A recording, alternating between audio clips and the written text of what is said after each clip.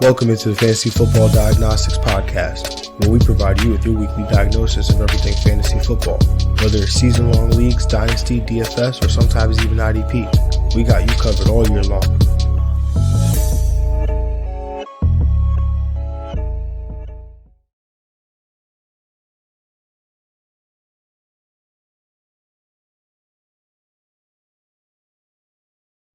Let's do it. Let's get to it. Welcome into the Fantasy Football Diagnostics Podcast, and I'm your host, John June.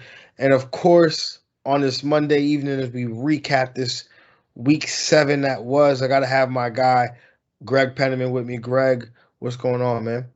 Just doing well, doing really well. 7 teams, looking like going to be 4-3, getting that win in that League of Extraordinary People through the bye Mageddon over here. Definitely getting it done. That's definitely another solid week. Got this game tonight. Hopefully we get some points tonight. We get a good game tonight because a lot of injuries leading up to this matchup. So hopefully we get a good matchup.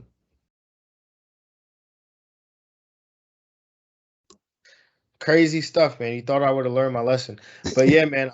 The bipocalypse, the Bimageddon, whatever you want to call it, I was not immune to it myself. I had from Deandre Johnson, Austin Eckler, Amari Cooper, all in the League of Extraordinary People, along with to my lovely surprise, on 12 p.m. Eastern time, I start hearing rumblings that my tight end Darren Waller might not be playing. My tight end at the start of the week, Darren Waller might not be playing. So, had to adjust on the fly. But here I am with a chance. I just got to hold off my opponent by 16.34 points in a PPR league with some bonuses for big plays. So it's not your typical big PPR league. And they've got DK Metcalf and Marquez Callaway. So I'm just hoping that this rain can work to my advantage here, because I also need 4.42 points from Alex Collins in one of my longest standing leagues. So definitely need both of those things to happen, and I'm hoping that this rain helps that happen. But not here to talk about all the Week 7 Monday Night Miracles, because by the time you hear this, the Monday Night Miracle may have already happened, or the time may have expired, and we're not going to get it. So gotta recap this Week 7, man, and starting with the quarterback position. And if revenge game was a person here, Matthew Stafford finishing as the QB1 here, 28 of 41, 334 yards and 3 touchdowns, no interceptions against his former team in the Detroit Lions, 27.16 fantasy points. And what was, Greg, what we talked about in a week where games were terrible, all of the premium games you thought were going to be good were not games at all. And this game, which we talked about, the Detroit Lions getting blown out here, turned out, we talked about it was probably one of the better games of the week. Yeah. I mean, along with that Sunday night game. So, Greg, what were your thoughts here on the performance by Matthew Stafford, man? Yeah, great performance here going against this hard playing Detroit Lions team. He was going to show out. We had him as a QB1. Got the 3 touchdowns, getting a lot of touchdowns up right now, and keeping his interception rate very low. You love it. 41 attempts, that's a season high, tied for season high. So you also love that because he's getting into both then Cooper Kupp and Robert Woods. I'm not ranking no one again over Cooper Kupp anymore, man. Every week this man is the one right now. He's just amazing. I mean, we'll get to him in a little bit, but I think I say it every week that he's in line to finish as the one or as a top 2 wide receiver, essentially. Yep. Somebody I didn't have finishing at this range, but he's been throwing the ball more. He throws a lot of touchdown passes when he does, but this time came with some yardage, man. That's Joe Burrow. Yes, sir. 23-38, 416 passing yards, 3 touchdowns, 1 interception, 26.6 points in a PPR league. Greg, what were your thoughts here by Joey B, man? Yeah, they're throwing in more, a season high pass attempts for him at 38. So we know if he's going to be throwing a lot like he was last year, he's definitely in play to be a low in QB1, having QB1 upside. Got 3 touchdowns, 416 yards, and on the road against Baltimore was pretty impressive. Probably one of the most impressive wins of his young career, and that helps for the receivers. That all 3 of them, if they're able to get this target volume and share at with a higher count. Yeah, man. Just a year ago, I feel like, I think you had, if I'm not mistaken, I think you picked Joe Burrow like a start of the week against Baltimore or something last year, and I think it. Possibly, yeah. Is that the game if he got hurt or something like that? Yeah. No, he didn't get hurt. No, it was not like a great game. But just fast forward a year later, man, and this guy, Joey B, man, goes out and just shreds this Baltimore defense for over 400 yards, 3 touchdowns. Phenomenal, man. But gotta love that there, and potentially, a very competitive NFC North here, especially when you consider, what's happened with the Browns over the last few years, and now the Bengals.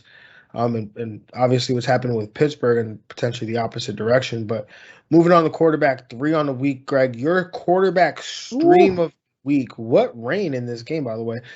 Make sure you check the weather as we get closer to those games, because weather's unpredictable. But anyway, Tua Tagovailoa, 32 of 40, 291 yards, 4 touchdowns, 2 interceptions. Did also add 4 carries for 29 yards. Look, man, we don't care about the interceptions because, honestly, if you're going to throw an interception, just make sure it's a pick 6 so you can get right back on the field and get some offense. Facts. So 26.5 points in a PPR league, Greg, finishing as a quarterback 3. What were your thoughts here on the performance by Tua? Yeah, I love to see it. This is why I picked him as stream of the week, because he's playing the matchup, the Atlanta defense. You love to keep attacking it. Had a tough loss, but they were able to get up a lot of points. 80% completion percentage is excellent, and again, he's getting into people we want to. Mike Geseki, Waddle. So that's what we love to see. Continued, Tua. He's gonna have weeks like this when he's got good matchups. Yeah, man, definitely, and finishes 1 spot ahead of your quarterback start of the week in Aaron Rodgers, who finishes the quarterback 4.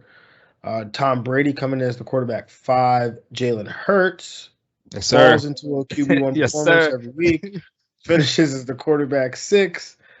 Lamar Jackson, the quarterback 7. Mac Jones, the quarterback 8. Kyler Murray, the quarterback 9. Carson Wentz 10. Taylor Heineke 11. Greg, you called for that comeback game there for Taylor Heineke. And in my quarterback start of the week, Ryan Tannehill finishing just as the quarterback 12. I blame that one on the Chiefs. Yeah. But Greg, what were your thoughts here of some of these stud performances by these quarterbacks? Yeah, it's a good list here. Some young guys in there. Definitely like Tannehill's performance. Definitely would have been a bigger day if the game was more competitive. He had most of his points by like the first half. So you love to see it. Tom Brady doing what he got to do, again, that number 600. Mike Evans almost ruining the day, but it's all good. It's a good job from Tom. Yeah, man. I mean, Tom had 3 touchdowns by the first half, and he had like 19 attempts or something stupid like that. Jalen Hurts, by the way. I mean, every week it's the same thing where you're like, oh, there's no way. There's like no way. Like, this is the week where he's going to get like 10 points or less. But somehow in that fourth quarter, man, like clockwork. Yeah, it's ridiculous. The man just goes, it's like, oh my God, we're down by now. Yeah.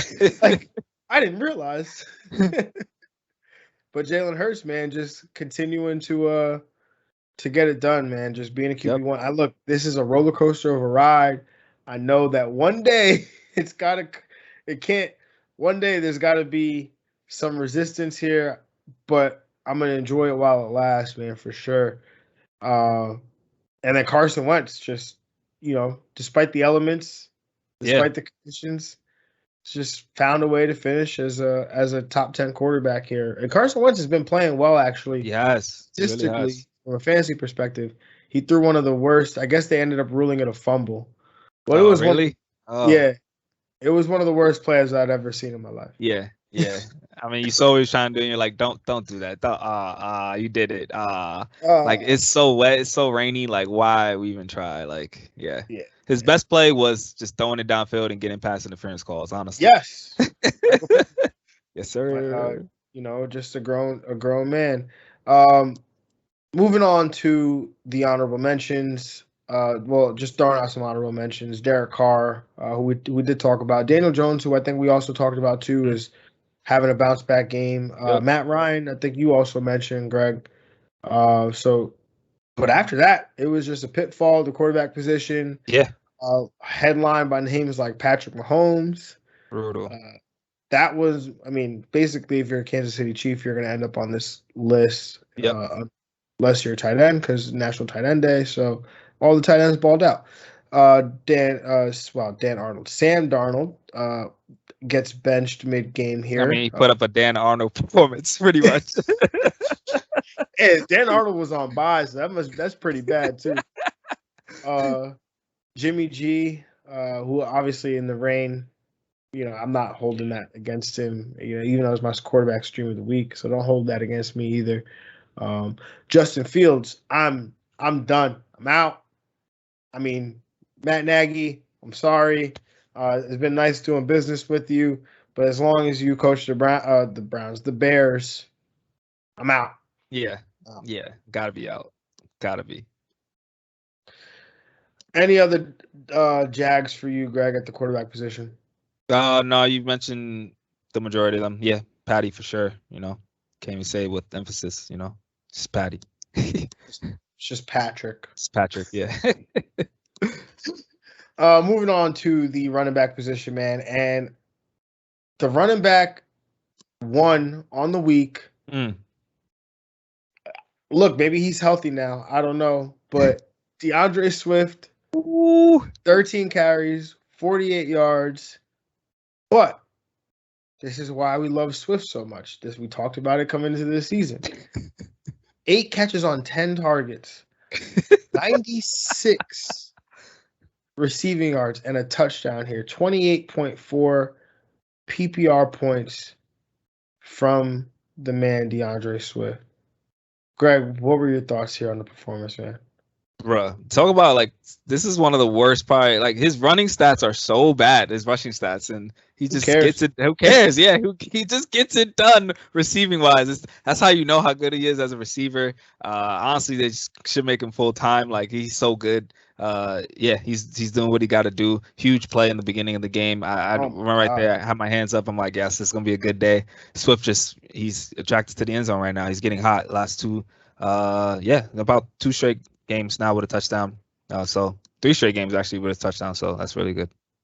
His Swift in the open field is just him with anybody one-on-one is just I'm taking Swift. Yeah, I mean you know where you heard it first, man. Right here at Fantasy Football Diagnostics, man. That's the buy Swift. Buy Swift. Buy Swift. That's what we kept saying, man. Buy Swift. But maybe you got it, maybe you didn't. Who knows? Maybe. Moving on here, the running back 2 on the week, Damian Harris, getting it done. 14 carries, 106 yards, 2 touchdowns. Also added two catches on 2 targets for 7 yards. 25.3 PPR points here.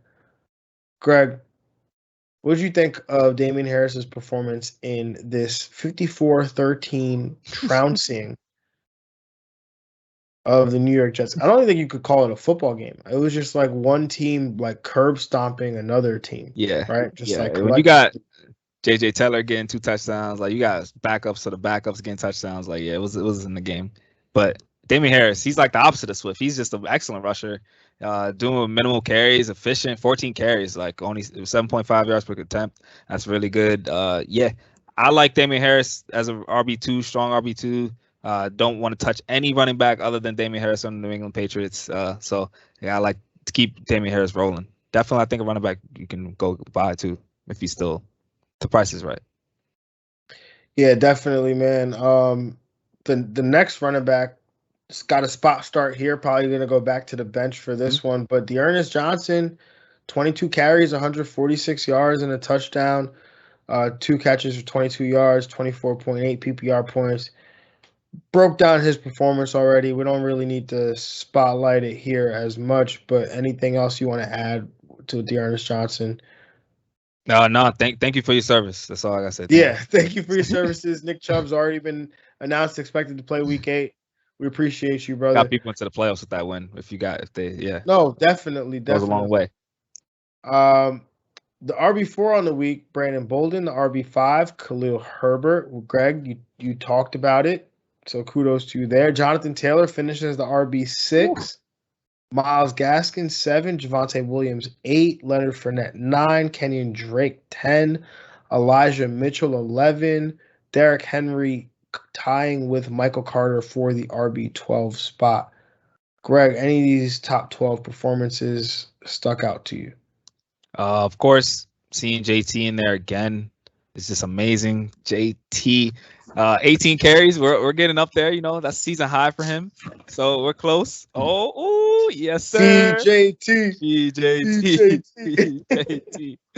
Got a season high 18 carries. So I like that. Let's just one more game. Let's get it to 20 next game. You're playing Derrick Henry. Season high 21 touches. Okay, I like that though. Season high 21 touches, getting those targets too.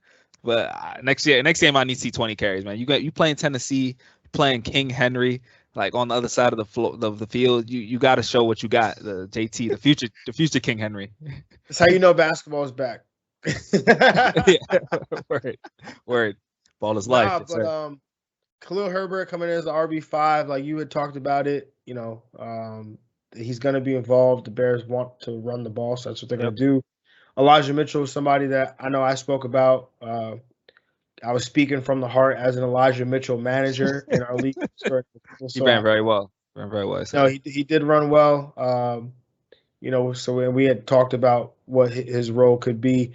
Michael Carter, too, was a sleeper for me coming into the year, with somebody I actually had written about with Jets Press, talking about how coming out of the bye week, rookies out of the bye. It doesn't fail us. It has not failed us thus far. So definitely looking to more performances like that potentially. Honorable mention, I'm going to throw out one. Devontae Booker stepped in well, had that nice performance that we were kind of expecting last week. Greg, any other honorable mentions? I remember you mentioning that's how it always is. When a starter comes in, you think you're going to do well that first week. It doesn't happen. It always happens that second week. So that's good. That's what's up. James Conner still finding his way as a top 30 running back every week. Yep. I think he's been excellent value for managers that got him. That's about it. Yeah, and then going on to some Jags. Darrell Williams, not a good name, not a good week if your name was Darrell, because Darrell Henderson ends up on this list as well. Aaron Jones, which I think this comes with the territory of rostering Aaron Jones. Antonio Gibson. And then Chuba Hubbard, man, who I know somebody I was all over coming into this week. He was almost the start of the week for me, but did not have a performance. And it just irks me when Matt Rule says things like last week. We want to run the ball. Oh, we want to run the ball, right? And then this week he comes out saying, "Oh, I wish we ran the ball more. I wish we stuck with the run game a little bit more." And it's like, bro, aren't you the head coach? Like, can't you just go? You can tell Joe Brady and tell Joe Brady, like, hey, bro, I want to run the ball. The Giants don't have a really great run defense. Let's run it. That game was 3-5 for a long time, so it's not like they were getting blown out until the fourth. So they should have been running the ball. Crazy stuff, man. Greg, any other running backs that might have broke your heart or broken the hearts of some of our listeners this weekend?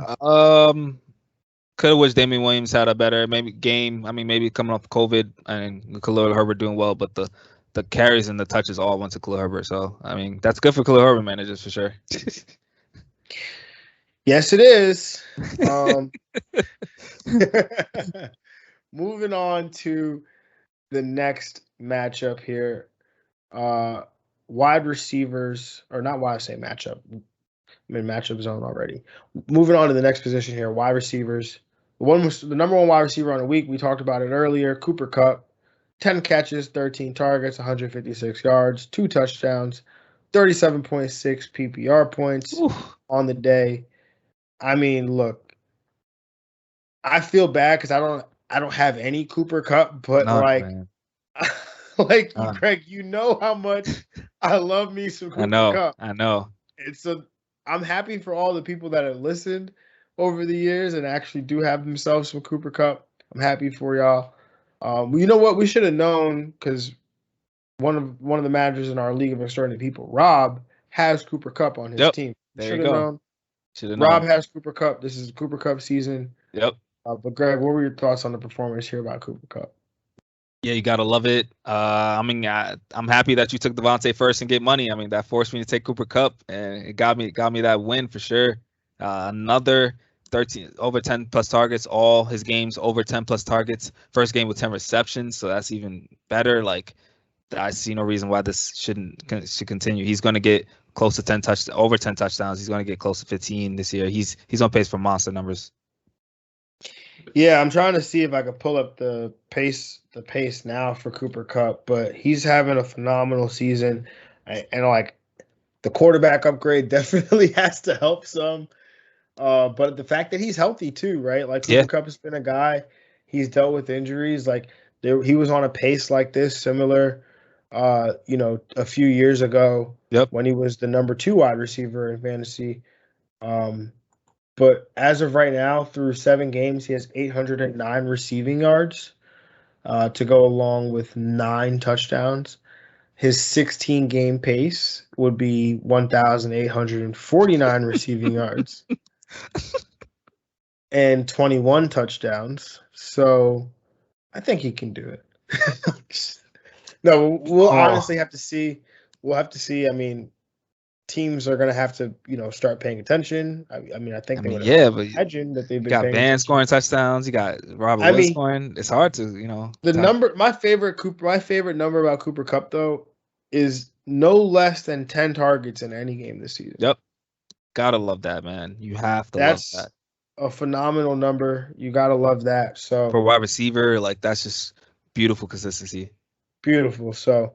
The number 1 wide receiver on the week, man. The number 2 wide receiver on the week might be making an argument for one of the best wide receivers in the league today. Oh yeah. He's not rookie. Jamar Chase. 10 targets, 8 catches, 201 receiving yards, and a touchdown there. 34.1 PPR points. I mean, I wish that I never let that garbage about him not being able to catch a football pollute my brain, because I have 0 Jamar Chase outside of dynasty leagues. Greg, what are your thoughts here on Jamar Chase, man? He's just a big play machine, man. He is a instant big play. Every time Burrow throws him, seems to be a huge big play. Like his yards per target were 20.1 yesterday. Like he is getting down the field, making plays, and even on slant routes, breaking tackles and everything. Like he has ascended to. He's in wide receiver. He's a wide receiver 1, no matter like every week. I have to rank him as such every week, and he's definitely the wide receiver to own. We knew that probably a couple weeks ago, but yeah, he's a monster. Yeah, man, it's crazy too, because one of the first things I realized, when I was going back and watching Jamar Chase at LSU, the only word I could use to describe him was like that he's a bull. Like he's a bull. Like, and like yards after catch, his ability to run away from people, make people miss in space. But for like 6 weeks through the NFL season, you hadn't seen that really.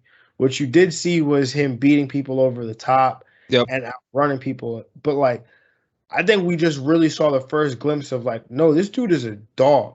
Like he's a dog. And I actually had tweeted it out last week because there was a Joe Mixon touchdown last week where he like embarrasses the defensive back like down the field. And you're just like, that's a mentality. Like this dude is not your typical like, oh, give me the ball. Like I want the ball 13 times. Like, nah, this dude is a dog. And so you got to love that. And I love receivers like that. So Jamar Chase, Greg, I know I feel like you've invented the term buying high just by, letting it slip sometimes. But, I mean, Jamar Chase is somebody like I would spend. Yeah. Yeah, you got to. He's one of Because those like names. these are these win you weeks. Yep. Got So 201 yards on eight receptions. That's ridiculous. crazy. The wide receiver 3 on the week, man. We knew one of these guys would finish up here with the news of Antonio Brown being out. Mike Evans, 10 targets, 6 catches, 76 receiving yards, and 3 receiving touchdowns. One of which was the 600 touchdown that he gave away to a fan, but they were able to get it back. 31.6 PPR points. Greg, what are your thoughts on the performance by Mike Evans here? Yeah, Mike Evans having a sneaky very solid year for a strong wide receiver too. Get you this top 5 performance, top 3 performance here. Yeah, this is a monster game when he's gonna be using the red zone like this. Tom Brady got him to him on the deep pass. He fell short of the goal line. Tom Brady went right back to him the next play in the red zone. So yeah, you gotta love that. Yeah, it's interesting to see when all these guys are here, they're gonna perform as wide receiver 2s. I still like AB as the number 1 when they're all 3 healthy. But this is a great performance, Mike Evans. Yeah, man, Mike Evans is, he's going to be the wide receiver 2 on this team. Like we talked about, AB is the 1, but Mike Evans is always going to have that opportunity, that touchdown upside that these other guys just don't have. Yeah. Because of his just pure size. But Mike Evans right now is on pace for 1,100 receiving yards and 16 touchdowns. So not having a bad season, I would say. But rounding out this top 12 here, A.J. Brown comes in at 4. Terry McLaurin, which I believe you called that, Greg, coming in as a wide receiver 5. Chris Godwin did come in as a wide receiver 6. Deebo Samuel, 7. Michael Pittman, 8. Devontae Adams comes in at 9. Hollywood Brown comes in at 10. DeAndre Hopkins got that tutty, 11. And Khalif Raymond, not the Detroit Lions receiver I thought we would see, but Khalif Raymond comes up here as finishing as a wide receiver 12. Which any of these performances stuck out to you, Greg? Gotta love AJ Brown being back as in that wide receiver 1 season spot there. Michael Pittman again doing what he's got to do. T.Y. Hilton's going to be banged up all year, so Pittman's going to be that number 1 guy. Continue to roll with him. Yeah, and Devontae Adams with a good week as well. You like a lot of these names. I don't mention my man Allen Lazard getting it done. Yes. Allen Lazard did get it done, as did Russell Gage, man. Coming in as a top 15 wide receiver. I did not even know he was back and playing, so that was interesting to see. And then Christian Kirk also getting it done as well. And then moving on to some Jags, man. Got a couple wide receiver starts of the week on here. DJ Moore, Calvin Ridley. 2 guys that I was pretty adamant about this week, and Allen Robinson and Amon-Ra St. Brown. Amon-Ra St. Brown with the goose egg too. That was not that. Trust me, y'all, that hurt because I was excited, y'all. That hurt. It's tough to trust one of that Detroit receiver that's gonna hit who you don't really like. Khalif Raymond and Amon have been switching back and forth now at this point. So I just want Swift and Hawk, baby. Swift and Hawk, man. Swift and Hawk. And then Darnell Mooney also did not get it done. I mean, Allen Robinson, for sure. Here's the thing, though, right? I was thinking about it, right? Allen Robinson, because you drop him, because it's because you're in a situation. You're not talking about sitting Allen Robinson. You're talking about dropping Allen Robinson. It's that's the point where we're at right now. Yep. So the question is, with this trade deadline approaching, do you? When is it? November 2nd again? Yeah, I believe so. November 2nd. So, I think that in and of itself might be worth holding out for a trade. Yeah. For a trade. But I don't know. There hasn't been any rumors. But again, things happen very quickly. It doesn't take that long. So I'd be curious to see if it does happen because, I don't know. We'll see. Something we'll have to continue to think about. But any other Jags stuck out for you, Greg, at the wide receiver position? No, that's pretty much. Henry Ruggs and Brandon Cooks probably, but that happens. Yeah, it does. Moving on to the tight end position. The number 1 tight end on the week. I'm pretty sure everyone had this one down. CJ Uzomah, 3 catches, 3 targets, 91 yards, and 2 touchdowns. Was good for 24.1 PPR points here. Greg, what were your thoughts on this performance by CJ Uzomah? Yeah, second huge day of the year. I mean, he's got 5 total touchdowns, right? Receiving touchdowns so far. Joe Burrow seems to like using him, especially in the red zone, but he got a big play himself. So if you're in desperation for a tight end, CJ Uzomah is definitely in play. Yeah, you know what? I'm mad I didn't discuss him some more because he the matchup was good here for him against Baltimore, but he just wasn't seeing that much work. Yeah. But definitely something to consider going forward.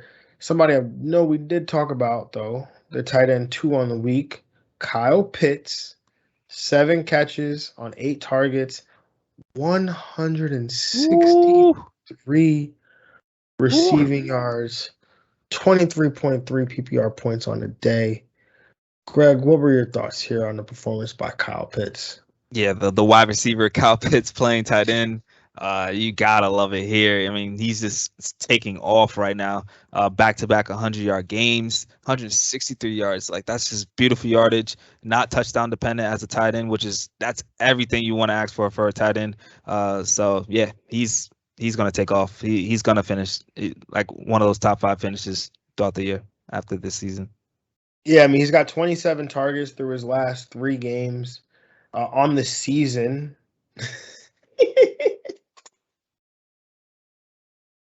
Kyle Pitts is on pace for 1,256 receiving yards.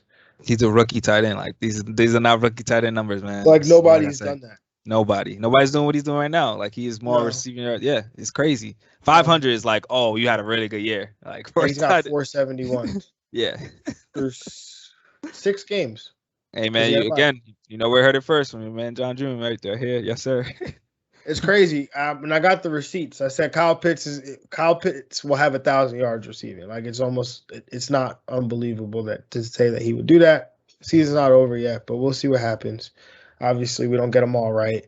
But another one I know I got right though is Mike Geseki, the tight end, yes, 3 on the week. 7 catches on 8 targets, 85 receiving yards, and a touchdown there. 21.5 PPR points. Greg, what were your thoughts here on the performance here by Mike Geseki?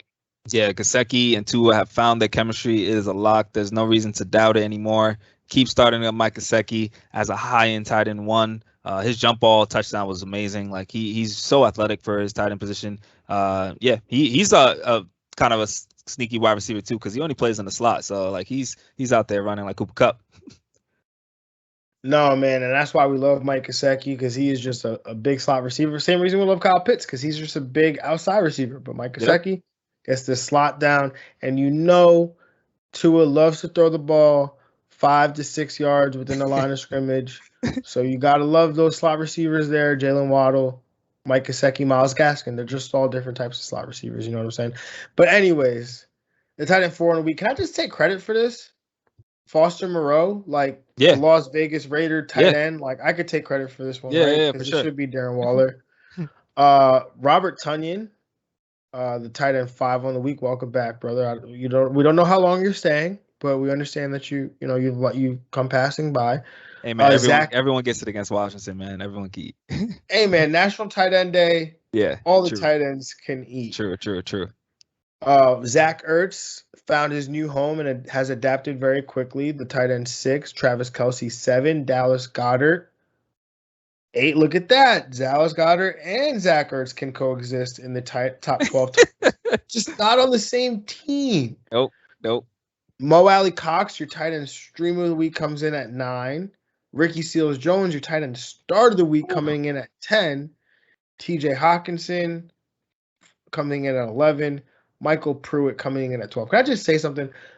2 weeks ago, when Kyle Pitts went on by, in one of my leagues, I was trying to flip TJ Hawkinson for Kyle Pitts. Couldn't get it done, though. Wow. I'm surprised. I was trying to TJ Hawk and something else to get Kyle Pitts, but they wouldn't do it. Well, I mean, he must have known. He knew. That he did, man. That he did. Greg, any of these tight end performances stuck out to you? Of course, my stream of the week, Mo Ellie Cox coming through, Ricky Seals-Jones, both of them finished as tight end ones. Glad that the stock is split between Ertz and Goddard, so now they can both thrive. So that's awesome to see. Hunter Henry again continuing to get value for you as a good tight end. Yeah, I just don't like the touchdown thing. Yeah. 2 weeks in a row it's on touchdowns, and if he doesn't have those touchdowns, we're talking about 4 points. Yeah. But I do acknowledge him. Evan Ingram, honorable mention. I'll throw him out there. I had a decent day there. Noah Fant is going to get a Jag designation this week, though. Not showing up really there. And then in terms of some injuries there this week, actually got to pull this up.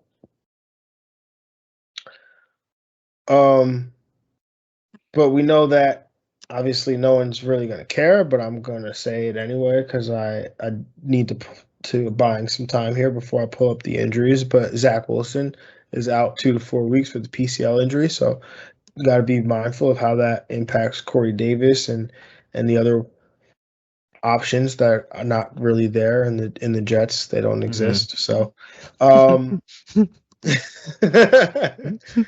Trey Lance is also, he's dealing with that knee injury, of course. So be mindful of how that impacts, Kyle Shanahan's decision making next week, because Kyle Shanahan was asked if Jimmy Garoppolo would be the starter, and he said he guesses, which doesn't make sense to me because Kyle is the head coach. So if anybody knows, it's him, right?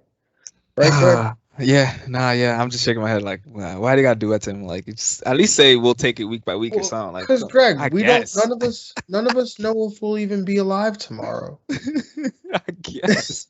Do you remember when you said that one? No, oh man, he had a rough year, yo. He had a rough year. All right, we gotta Devontae too. Yes, on the COVID list. Who? Oh, Devontae yes, Adams. News that came out today. I was like, why is there no injury news? Devontae Adams ends up on the COVID list, so he will most likely be out on Thursday. COVID is not done, guys. We talked about this. For your own benefit, be careful, but also be mindful of how this, that this is still a thing that could ruin your fantasy team. So, have some depth, plan accordingly. Hopefully you have some IR spots for some people that do have COVID. And, we'll just move on from there. But Greg, let's jump into, before even that, I got to let y'all know the bye week's coming up because we passed by apocalypse this week. We did. Only 2 this week. This is a very mini bye, right? It's like a 2-team bye week. Baltimore Ravens, Las Vegas Raiders. Love it. So it's almost like a full week again. Then we got another 4 teams and another 4 teams, and then 2 teams, 4 teams, and then we're done with the byes after week 14. But Vegas Raiders, Baltimore Ravens on bye. Greg. Josh Jacobs is dealing with a chest injury. Kenyon Drake worked as the starting running back in his absence. As they head into the bye, have to see how that situation goes. Greg, what running backs might you be looking to add potentially this week? Guys like Josh Jacobs and Kenyon Drake and the Baltimore Ravens backfield on bye. So with those people on bye, another injury that came up, Miles Sanders pop up, late in that game. Why is this not here? Yeah, Miles Sanders popped up with an ankle injury, so he definitely is going to miss some time there. Yeah, we'll take it, I think, day by day. I think reports are coming out that I think he survived a little scare, so we like good news there. But if he can't go, Kenneth Gainwell, of course, he came in right away, kind of got all the target work, especially. He got 8 targets in relief when Miles Sanders got hurt. He's only 21% rostered, so I think he's probably the first guy I'm going to go grab for help going against Detroit next week. We love to attack Detroit rush defense, so Kenneth Gainwell's up there for me. Samaje Perine is also, I think, going to have value, mostly because of the matchup next week. Cincinnati plays the Jets next week. Joe Mixon is going to have a lot of work. the backups of the backups of the backups might have a lot of work as well. So Samaje P. Ryan, only 7% rostered, will be in play. And for deeper leagues, if Miles Sanders can't go, Boston Scott was finally used in some capacity. So if you're running back desperate in a deeper league, Boston Scott's the probably also can help you out with that, especially if you're a Miles Sanders manager. Again, I'm not touching that Patriots running back situation behind Damian Harris. So Brandon Bowden, you don't know if he's going to be inactive next week. The only thing I could do if you're really desperate on Sunday morning, whoever's active behind Damian Harris, you can probably add him and maybe spot play them. But Damian Harris is the running back to trust in this offense for sure. Yeah, and if Myles Gaskin was somehow dropped in your league, I think he'd probably be somebody to add as well because, Malcolm Brown was sent to the injured reserve here. So, it opens up some more opportunities for Myles Gaskin and Salvon Ahmed. Greg, what about wide receivers? Wide receivers, top guy on the list, Michael Gallup. He's 40% rostered. He's apparently, he's got reports of him being back at practice, going against Minnesota this week. They took him off of IR. They have 2 weeks to play him though, so you're not for sure that he's going to play this week. But a guy that when he was in on that first game got 7 targets. They would like to use a high passing volume offense. I think they can sustain 3 receivers and Dalton Schultz. So we just got to see how that is going to adjust with Dalton Schultz and Michael Gallup, who's going to be kind of their third pass catcher, because that could be a relevant player in the Cowboys offense.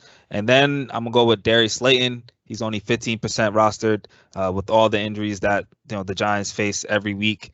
He's one of the healthy ones. He got a lot of work this week, got 9 targets, 563, going against Kansas City next week in a good matchup. So, yeah, I like Darius Slayton as well. Nice. What about tight end? Is there anybody there, the Mark Andrews manager, the Darren Waller manager, that we could be looking to add here at tight end? Yeah, the only one I could think of is CJ Uzomah. He's out there. He's 19% rostered. They play the Jets, so good matchup. And he's being used not as far as a high target share, but he's getting used as far as touchdowns. That's one of the better ways to kind of try to get a tight end to use for that week. If you're going to get someone that's going to get a touchdown. He's got 5 touchdowns in his last 4 games, so he's definitely getting up there in that zone. What about quarterback? Quarterback is a lot of options this week, actually. One, Carson Wentz. He's 37% rostered. They play Tennessee this week. Tennessee did play one of their best defensive games, or it was just the Chiefs, but I need to see it again. Tennessee's not very good defensively. I think I like Carson Wentz in this matchup. Teddy Bridgewater, 20% rostered, but they play the Washington football team, the worst team against quarterbacks. It's the reason why I picked Aaron Rodgers my start of the week. A lot of people can put up yards against this team, so Teddy Bridgewater is a guy you can go get. Daniel Jones, he's 28% rostered, had his bounce back week going against Kansas City.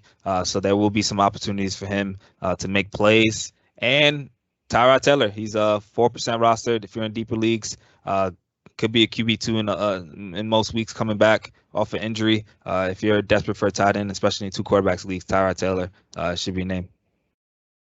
Also, I understand that there's obviously a legal situation that needs to play out, but be mindful that a Deshaun Watson trade could happen. Could happen. It's possible. Rappaport said it could happen. It's so, they're throwing out names like Carolina, Miami, and so, if you have the roster spot, if you have the availability to do it, maybe doesn't hurt to add him as like the last spot on your bench, but yeah, just throwing it out there. But with that being said, y'all, we will cut it here. Hopefully by the time y'all heard this, Alex Collins got 4.42. Yes, sir. And Marquez Callaway plus DK Metcalf less than signed 16.34. That's what I'm hoping.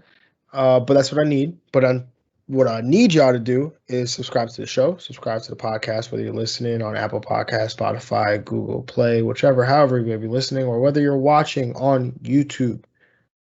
Hit subscribe, hit the notification bell. Go follow Greg on Twitter at Gmoney_truth. Go follow him on Instagram at we_made_it. Follow me at JR Football Nerd. Follow the show at FF Diagnostics.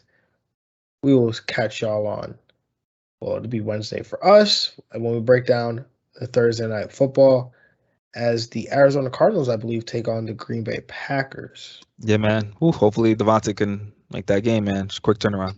Don't think he's going to make it, but... If you added Alan Lazard this week, don't drop him. Alan Lazard, the Lizard Yes, Man, sir. Yes, sir. Lives on. So until next time, y'all, we love you. We appreciate y'all.